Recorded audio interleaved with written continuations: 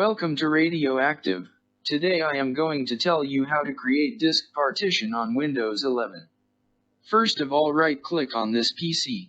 Now click on Manage, then click on Disk Management. Now right-click on the disk which you want, Shrink. Now click on Shrink Volume. Now type the size of the new disk. Now click on Shrink. Now you can see here a disk named Unallocated. Now right-click on this disk. Click on New Simple Volume. Click on Next. Select the size of the disk.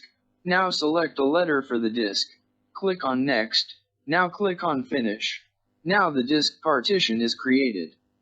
Thanks for watching my video. Please don't forget to subscribe.